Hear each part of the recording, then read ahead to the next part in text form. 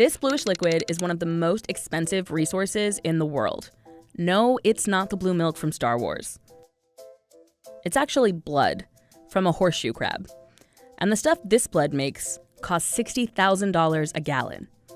So why is it so expensive? And who's buying horseshoe crab blood? The blue color comes from copper in the blood. But that's not its most interesting feature. The blood contains a special clotting agent. It's used to make a concoction called limulus amoebocyte lysate, or LAL. Before LAL, scientists had no easy way of knowing whether a vaccine or medical tool was contaminated with bacteria, like E. coli or Salmonella. Scientists would inject vaccines into huge numbers of rabbits and then basically wait for symptoms to show up.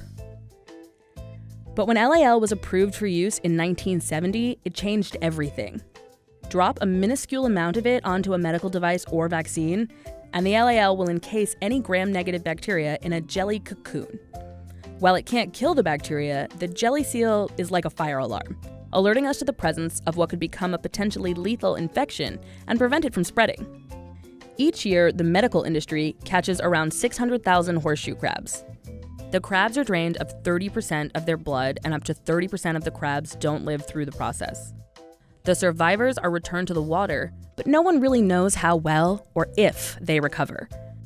In 2016, the International Union for the Conservation of Nature bumped the American horseshoe crab up to vulnerable on its red list, one step below endangered. And the US population could keep falling by as much as 30% over the next 40 years. LAL labs claim that the returned crabs eventually recover, but new evidence suggests that's not always the case. Wynne Watson is trying to figure out what happens to the crabs when they're put back in the sea. So the most immediate negative effect is mortality. Anywhere from 10 to 25% of the animals will die within the first couple of days after you bleed them. Bled crabs become disoriented and weak for a period of time, and females may have trouble spawning.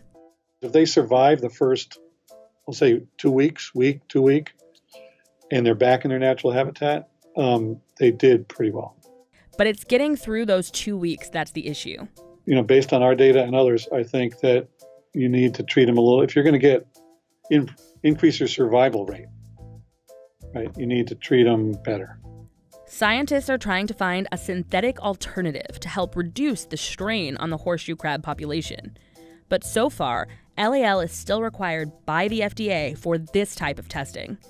So if these animals really aren't recovering at the rate companies previously thought, we might eventually run out of crabs to bleed. If that happens, our lives, and the lives of countless rabbits, might be at risk.